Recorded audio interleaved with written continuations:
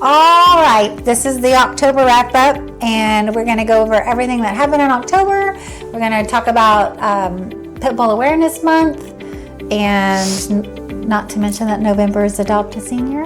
And how we celebrated Pit Bull Awareness Month with our staff and volunteers. So thank you for joining us today. Today, we're joined by two incredible women, Shannon Medina and Angie Laurio, founders of the Polk County Bully Project, a foster-based rescue in Florida that's given over 5,500 bully breed dogs a second chance at life since 2019. I'm Angie Laurio. And I'm Shannon Medina. And we are the Bully Project.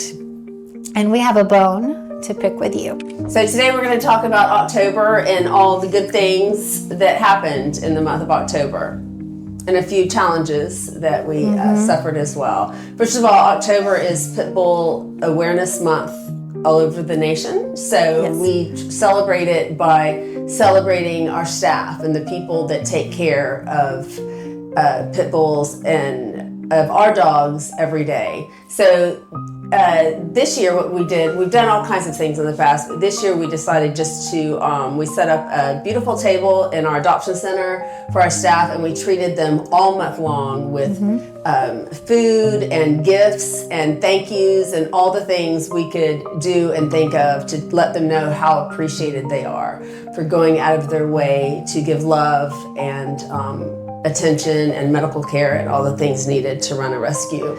Yeah, and these are all things that just Angie and I do for the staff, to thank them for everything that they do by standing up every day, day in and day out for these dogs. The thing that most people don't realize is that or maybe everybody does realize, I don't know, but the dog that is least likely to get adopted out of a shelter is a pit bull, is a bully breed. And you know, what's a bully breed? What's the bull about? The bully breed is like 10 different dogs. Any dog that has a blocky, stocky head. American Bulldog, Staffordshire Terrier, English Bulldogs are in there. We've even seen lists with Boston Terriers listed in there, like as a little bully because they've got that blocky head. Even Frenchies are bully breeds. Yes, they are. So it's any dog. Those actually make it out of the shelter. Yeah, it does make it out of the shelter, but like the bigger bully breeds, and it's usually like a Pit Bull, Staffy, American Bulldog mixes, don't make it out. They're the least likely to make it out. And if you are a black Pit Bull, you are even less likely to make it out of the shelter. We try to concentrate on those dogs, which is why we started this whole rescue. And this month, October, is about sharing the knowledge about those dogs, how they're good dogs. You can't judge a dog by its breed. They are individuals. And we had our race, which was great, our run for the bullies. We had our biggest turnout yet, and it is phenomenal. At least it is. Like we're standing at 300 runners. Yes. And lots of dogs too. That's the best part. Okay, so in the beginning, because it is a real 5K, it's not, it is a real race. You run, you get, or not run, or zombie crawl, or whatever. And so the beginning is the real runners, those who are there to win it, in it to win it.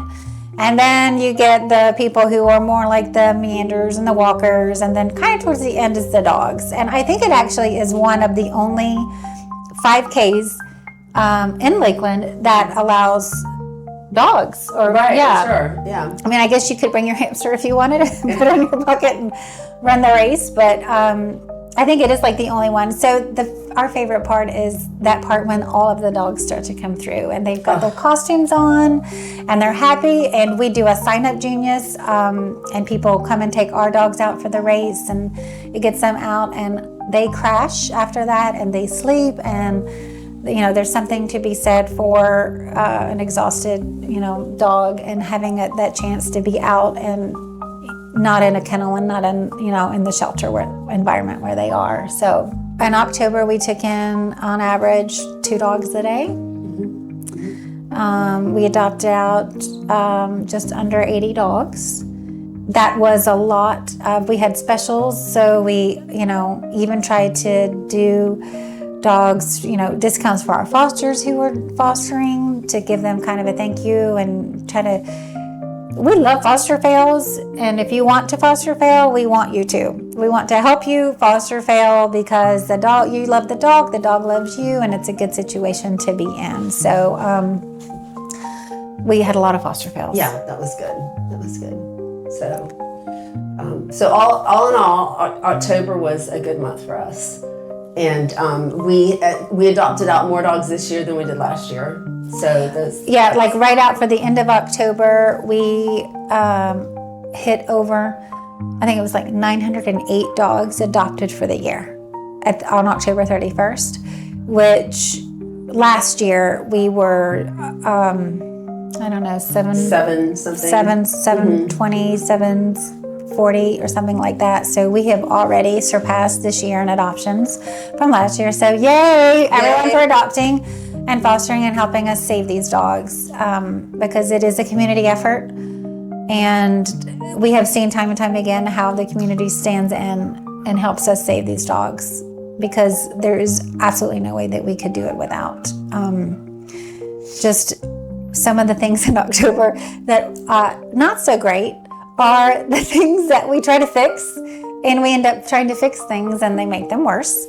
AKA the electrical and the laundry, and we have laundry fairies who come in and they do the laundry, and we try to make it better for them. So we have 2 industrial washing machines that we got funds donated. We bought a second one, and we tried to make it better by moving it inside. Indoors. Right, and but that came with a whole host of problems that we could never have anticipated. Never. So it's been 2 weeks now with no laundry on premises.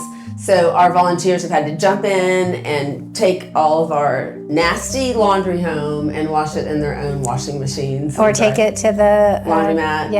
To the laundromat. And so that moment when that happened, I was a day that the well also went dry again. Yeah. Like the problems that we have at the well, not the lizard, but whatever other piece was broken that we got fixed. The next phone call was, hey, are you sitting down? Because we can't plug in the washing machines. And it's like, I'm sorry, what? We tried to make it and move it inside. We couldn't plug it in without getting a new $10,000 electrical upgrade to the building. So now we are currently fundraising for that. So we are. And I think most importantly, these are things that maybe people that are adopting from us or fostering with us don't see, that there's this whole other side to what's going on to running a rescue this size. And at times people get frustrated with us because they don't get a call back quickly enough.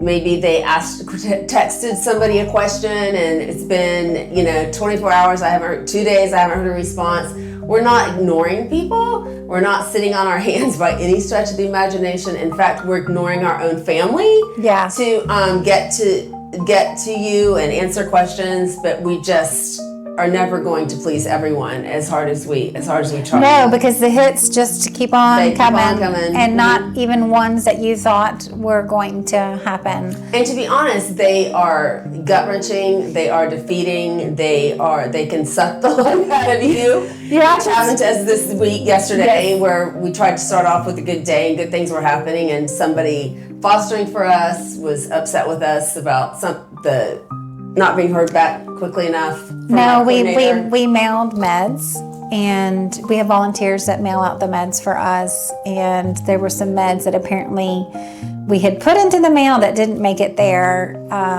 So we just ask people to just know that there is so much going on over here, and just to have some faith and have some patience with us, because we need it. And we'll take your help if you want to come in and help us. 9 times out of 10, we're dealing with a situation that's happening right in front of us that we're trying to work through and figure out. So now we've had to try to figure out how to do, cut the laundry. Now, we'd like to give our dogs blankets. Yeah. Lots of blankets, because we want them to be cuddled and, have a little comfort. And so then we were like, no, one blanket. You get one blanket. Every dog gets one blanket. Nobody gets multiple blankets. And I was like, do we have to pull out some of the laundry? So we only have so much laundry for the dogs. And our laundry team, the volunteers are just amazing. And I have a picture that I took. I don't think I showed it to you, where I opened the laundry shed expecting to see no laundry there or something. And there were all the baskets of the laundry, all folded and nice and clean.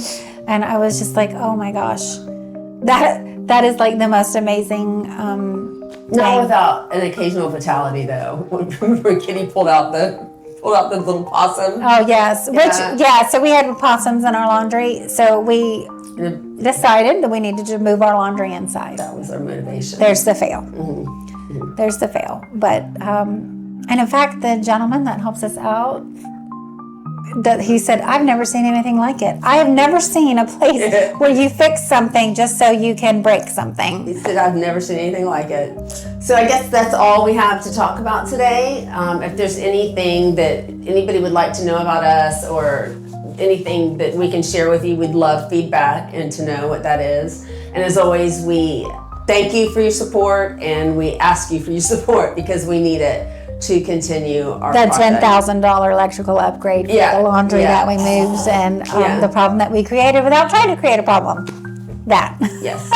But we appreciate you, and thank you so much for tuning in to Angie and I and our Bone to Pick with You.